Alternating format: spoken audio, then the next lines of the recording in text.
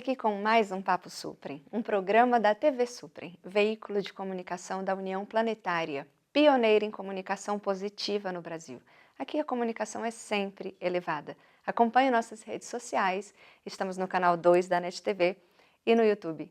E o Papo Suprem de hoje é com Edson Guzela Júnior. Vamos falar sobre a lógica do amor e da compaixão. Muito bem-vindo, Edson. O Edson é engenheiro eletrônico de comunicações pela Unicamp e mestre em telecomunicações espaciais pelo INPE. É psicanalista lacaniano desde 2000, pelo Instituto de Pesquisas em Psicanálise, em São Paulo. Professor de telecomunicações na Universidade de Mogi das Cruzes por 12 anos. Engenheiro de telecomunicações na Telebrás, membro da Sociedade Teosófica há 40 anos, e ele publicou mais um artigo, dessa vez foi A Lógica do Amor e da Compaixão, na revista Sofia, da editora Teosófica, que está belíssimo o artigo. Muito obrigada pela oportunidade, Edson. Obrigado a você. Agora, Lógica do Amor e da Compaixão. O que te inspirou a escrever sobre o tema? Bom, a história é mais ou menos a seguinte, né? A gente estava numa viagem pelo Egito, e eu vou dizer, das conversas que estava com o nosso grupo lá, veio essa ideia de mostrar que existe, eu vou dizer, uma lógica para isso.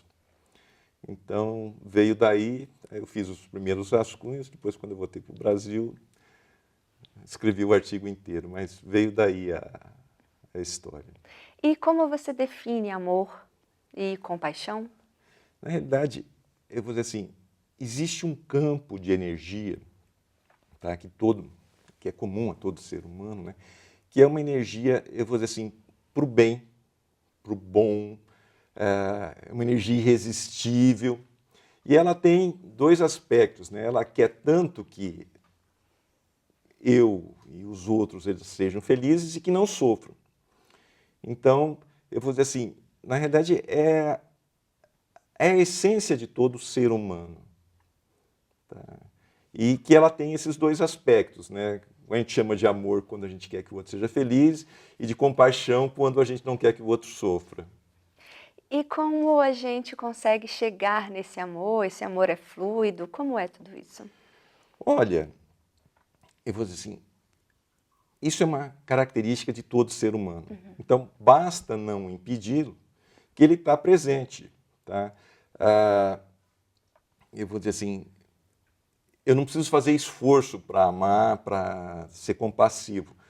É o contrário, eu preciso fazer um esforço para não amar e não ser compassivo. Tá? É bem isso, né? Mas normalmente, eu vou dizer assim, é o que a maior parte das pessoas fazem. Elas colocam obstáculos, tá, para o livre fluxo desse campo, dessa energia, porque é a energia no qual todos nós estamos. Então, a gente cria esse campo de amor que vai irradiando aí para as pessoas, para quem está ao nosso redor, tá? E a gente quer que todo mundo, eu vou dizer assim, viva bem, seja feliz, não sofra, tá? Isso é uma coisa irradiante. Agora, eu vou dizer, tem pessoa que tolhe isso, que bloqueia, que coloca raiva no lugar e tudo mais, tá? Quer dizer, para eu ter raiva, eu preciso de fazer um esforço. Para amar, não. Na prática, como é? Porque muitas vezes a gente tem dificuldade de amar certas coisas, certas pessoas e certas questões, certas situações. É difícil mesmo deixar esse amor tão fluido e natural como você acabou de citar. Olha, o que acontece? Isso depende de como cada um se vê. Tá? Quando a pessoa tem uma imagem de si idealizada, quer dizer, ela se vê como uma pessoa separada das outras. Tá?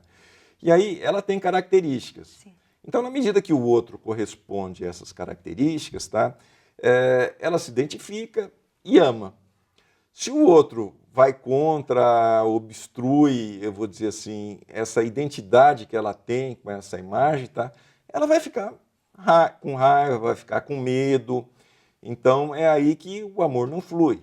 Então, eu vou dizer assim, quando o caminho está livre, né, ou seja, ela está num ambiente que ela não se sente ameaçada, e na realidade ela é a imagem que ela tem de si que ela vai sentir que está ameaçada. Então, se essa imagem não está ameaçada, flui o amor. Se ela sente que a imagem está ameaçada, vai ser amor, ou vai ser medo ou raiva. Tá? Então, esse é o mecanismo.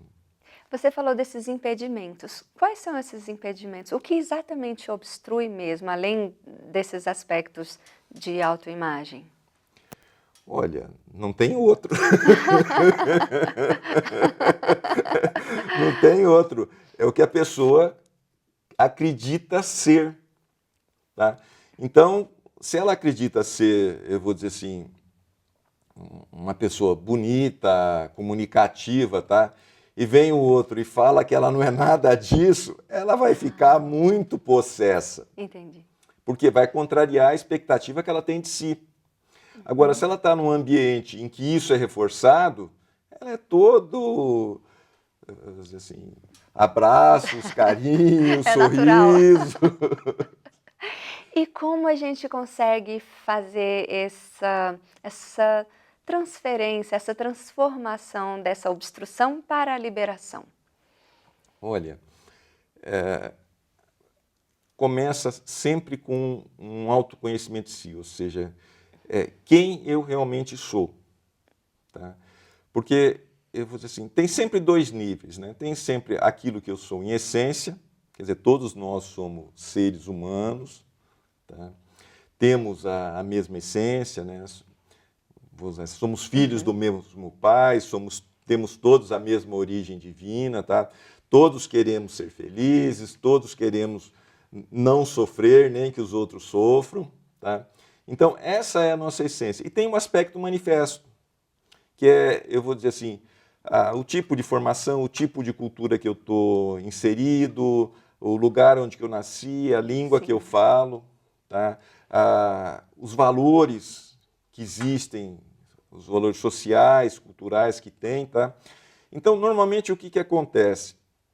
Quando eu estou na minha terra, com os meus queridos, ou na minha família, tá? O amor flui naturalmente. Agora, se eu estou numa cultura diferente, ou se tem um conflito com uma pessoa que é diferente, uma cultura que é diferente, uma cidade que é diferente, tá? Aí normalmente vai aparecer medo, vai aparecer raiva, tá? E a obstrução para isso, né? E a gente esquece que a gente é um. Sim, sim. É verdade.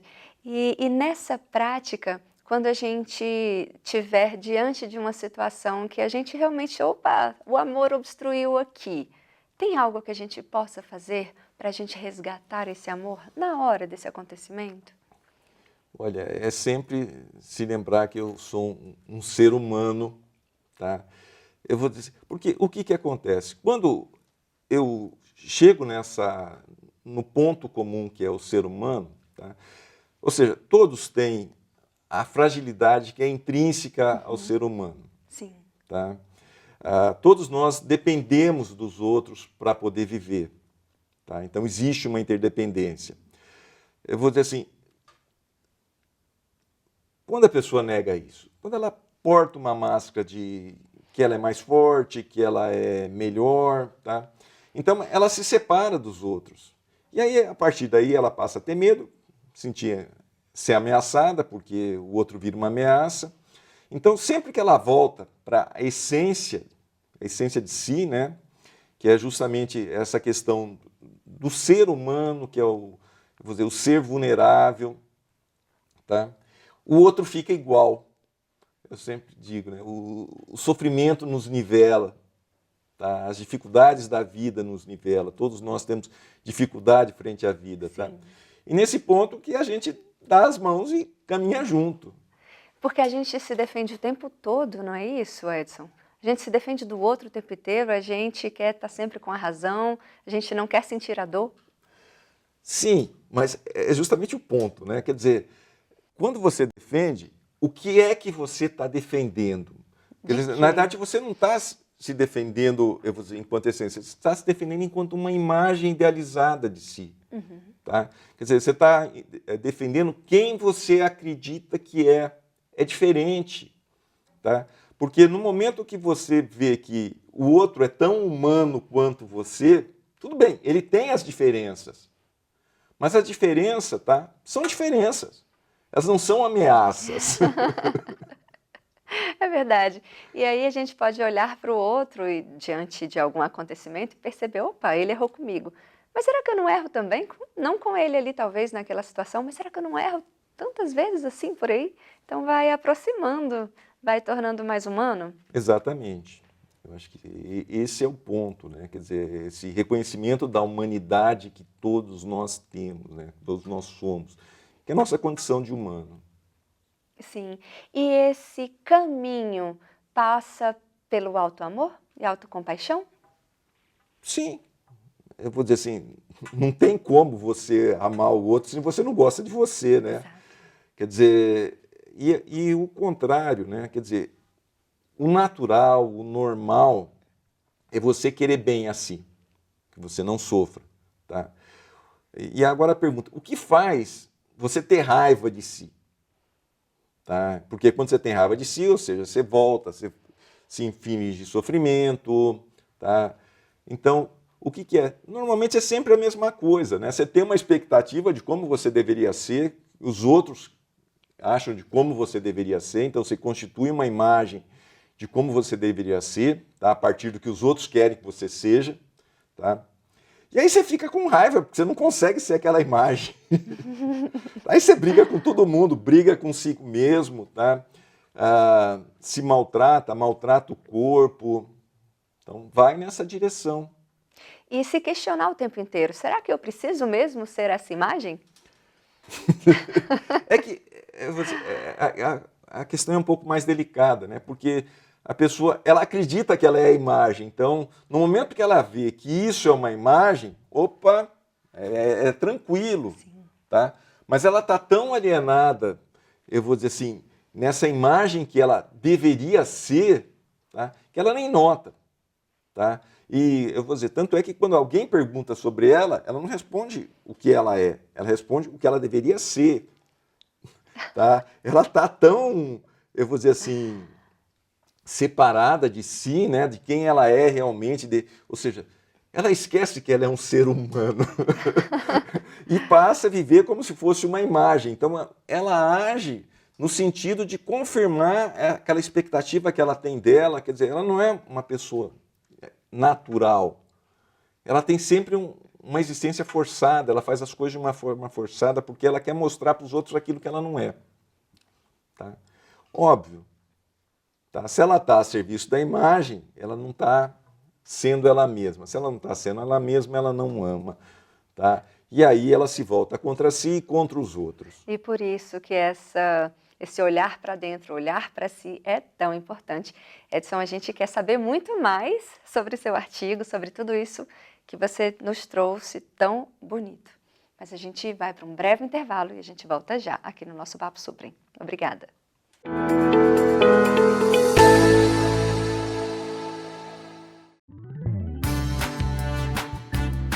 Venha com a gente! Vamos fazer um mundo melhor!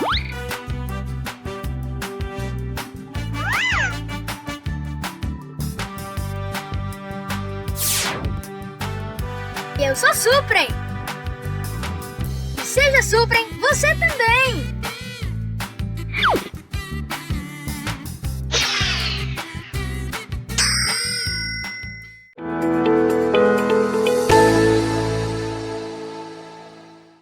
Estamos de volta com o nosso segundo bloco do Papo Suprem e a entrevista de hoje é com Edson Guzella Júnior. Estamos falando sobre a lógica do amor e da compaixão, um artigo que ele publicou na revista Sofia, da editora Teosófica, e que está belíssimo. Agora, amor e compaixão, onde entra a lógica em tudo isso, Edson? Tá, essa é uma boa pergunta. Tá? Eu extraí um conceito de verdade da lógica da teoria dos mundos possíveis, que é um dos ramos da lógica modal. Então, tem dois tipos de verdade. Existe a verdade possível e a verdade necessária. A verdade possível é aquela que é verdade, tá, no mundo possível, ou seja, a verdade que ela é verdade para uma pessoa, para um grupo de pessoas, para um país, tá? E ela depende da cultura, depende da formação, depende, ou seja, de todos os condicionamentos que a pessoa traz. Tá? E a verdade necessária é aquela verdade que é verdadeira, verdade em todos os mundos, né? Então, é a verdade que é comum a todos, então é uma verdade para todos. Então, como um exemplo vou dizer, de verdade necessária, é o próprio fato de sermos seres humanos. Tá? Então, ser humano, tá, é uma coisa que eu sou, você é, tá, e todos somos. Né? Então, eu vou dizer assim, o que é intrínseco ao fato de ser humano, tá, essa é uma verdade necessária. Sim, e nessa lógica a gente pode perceber que o que é necessário é que a gente quer amar, quer ser feliz? Bom, normalmente não entra não entra dessa forma, né? Mas, assim, o que acontece, né? Voltando ao que a gente estava comentando no bloco anterior, né? Eu vou dizer assim, as pessoas que estão ao meu redor, ou seja, que compartilham um certo laço ou de consanguinidade, ou seja, que são os meus familiares, tá? Ou os laços comunitários, é o pessoal que mora comigo, que mora na minha cidade, é o pessoal do meu país, o pessoal que fala a mesma língua que eu. Tá? De uma certa forma, existe aí, eu vou dizer assim, um sentimento de identidade. E o que é verdade para mim, em certo sentido, também é verdade para todos eles. Então, a gente está aí num reino que é o da verdade possível. Eu vou dizer assim, a verdade possível é sempre uma verdade que exclui. Separatista. Sim, porque tem os meus e tem os outros. Porque sou diferente dos demais. Exatamente, quer dizer, é uma verdade que exclui, é uma verdade que diferencia, é uma verdade que segrega, tá? Quer dizer, eu sou brasileiro, tá? Você não é brasileira, tá? Vocês não são brasileiros, tá? Então, normalmente é muito comum a rixa com os vizinhos, né? Pode ser um jogo de futebol. Quer dizer, joga Brasil versus Argentina.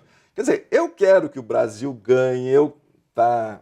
Então, assim, esse campo, né, que é o campo do amor, tá? Quer dizer, eu quero que os que são os meus não sofram, então que eles sejam felizes. E o que é não sofrer e ser feliz? É que meu país ganhe, que o meu time ganhe. Só o que é meu. O meu, tá? Então, tem isso, né? Pô, e o outro? Pô, tanto problema do outro.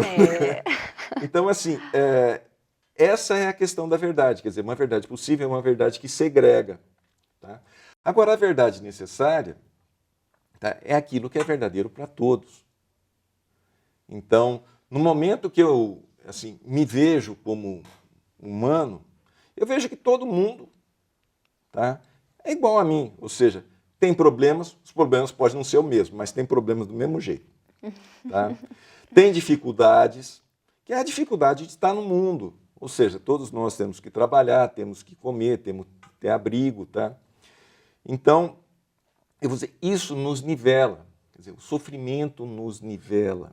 É verdade. Tá? Nos faz iguais. Quer dizer, quando eu vejo sob esse prisma, eu sou amoroso e compassivo com todos os demais. Então, eu vou dizer assim, o que eu fiz de colocar uma lógica aí, tá? Eu vou dizer assim, é uma formalização, porque na realidade todos os grandes instrutores falam disso o tempo inteiro, tá? Que você deve amar seu próximo como a si mesmo, e vai por aí afora. Então, essa parte não é minha, é só a formalização lógica. Agora, a vantagem de você ter isso formalizado é que você tem um norte, você tem uma direção, você consegue se trabalhar a partir daí. Né? E tem um caminho para a gente trilhar? Como a gente consegue transitar de uma verdade possível para a necessária? Para a gente poder ampliar essa compaixão e esse amor? Bom, vai pelo pelo autoconhecimento, pela autoaceitação, porque se eu não me aceito, se eu brigo comigo mesmo, tá? Eu vou brigar com todo mundo. É verdade. Não tem muito, né? Então, é aceitar a condição de humano, é aceitar a limitação, e aí entram todos os tipos de limitações possíveis, né? Limitação financeira, limitação física, tá? Mas é a condição de ser humano, tá? Então, quer dizer, o caminho, ele sempre começa pela autoaceitação. Porque eu vou dizer assim, no momento que eu consigo me aceitar e viver bem comigo mesmo, isso, vou dizer, expande para os demais. Claro, e uma pessoa que não perdoa a si é incapaz de perdoar o outro. Com certeza. E, Edson, você falou no seu artigo sobre o amor narcísico. Você pode nos explicar um pouquinho? Ah, sim. O amor narcísico, né, é um amor manchado pelo narcisismo. É amor? É. Tá? Mas o que acontece? O outro, ele fica preso dentro de uma gaiola. Ou seja, eu amo a outra pessoa, tá? Na medida que ela corresponde às minhas expectativas. Então, o fato de eu assim, colocar isso como uma condição por amor, de uma certa forma, eu enjaulo. É verdade, limita, com certeza. Tá? Então, a outra pessoa vai ser digna do meu amor, do meu cuidado. Tá? Isso se expande naturalmente, quer dizer, basta que tenha, eu vou dizer assim, algumas correspondências básicas, tá? É um sentimento afetivo natural, que ele surge, né? Vai surgir entre os casais, vai surgir entre os membros da mesma família, vai surgir, eu vou dizer, no pessoal da própria empresa. Tá? Então, é um sentimento, eu vou dizer, natural, mas desde que ele está dentro do quadradinho, né? Tá lá. Saiu do quadradinho, tá? Eu vou começar a ver como uma ameaça, aí eu vou começar a sentir medo, vou sentir raiva, tá? E acabou o amor. É verdade. E aí, se me critica, acabou o amor. Sim. Se coloca uma visão diferente da minha, acabou o amor. Exatamente isso. Né? Por quê? Porque isso vira uma ameaça. Tá? Então, o que acontece? A pessoa está muito identificada com quem ela acredita ser, né? Então, ela só está preocupada consigo mesmo. Então, na medida que o outro responde dentro dessa expectativa, ele é amado. Tá? É o que a gente vê na maioria dos casos. Né? Era um relacionamento tão lindo, tão maravilhoso, aí, de uma hora para outra, acabou o amor. Por quê? A expectativa foi quebrada. Tá? É verdade.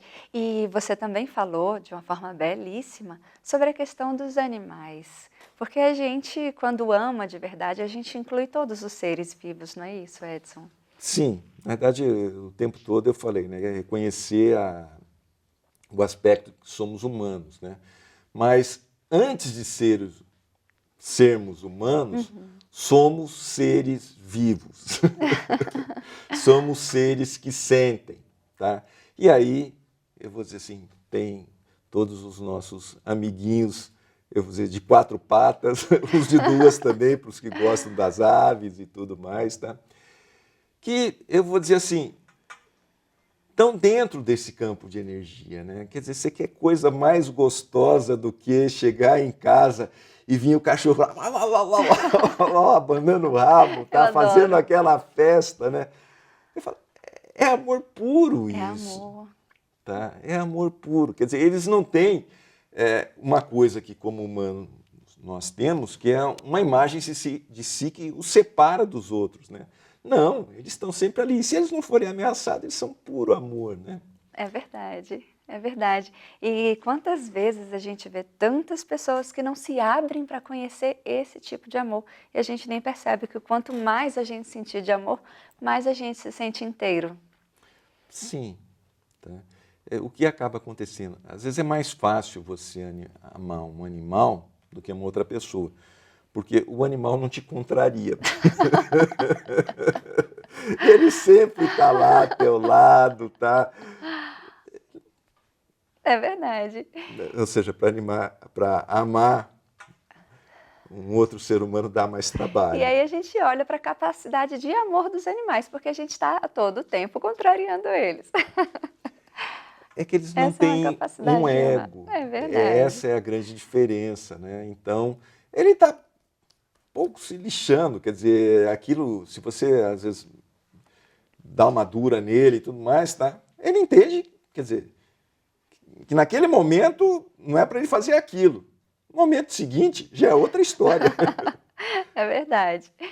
Que maravilhoso conversar com você, Edson, mas eu gostaria que você desse uma mensagenzinha final de inspiração para as pessoas serem tocadas pelo amor, pela compaixão, sobretudo a si mesmas. Olha, o amor é lindo. É a energia mais irresistível que tem. Tá? Eu acho que eu não tenho outra coisa para falar, a não ser que, eu vou dizer, a vida é bela e o amor é lindo. Amem, amem incondicionalmente. Experimentem, né, Edson? Sim, é a coisa mais gostosa que tem no mundo. Edson, muito obrigada pela sua participação. Sempre um prazer te receber aqui. Você sempre nos ilumina. Muito obrigada. Obrigado a você pelo convite de estar aqui presente e de poder trazer um pouco dessa mensagem para os nossos ouvintes. Finalizamos nosso Papo Suprem com Edson Guzella Júnior, falando sobre a lógica do amor e da compaixão. Acompanhe nossas redes sociais, estamos no canal 2 da NET TV e no YouTube. Muito obrigada.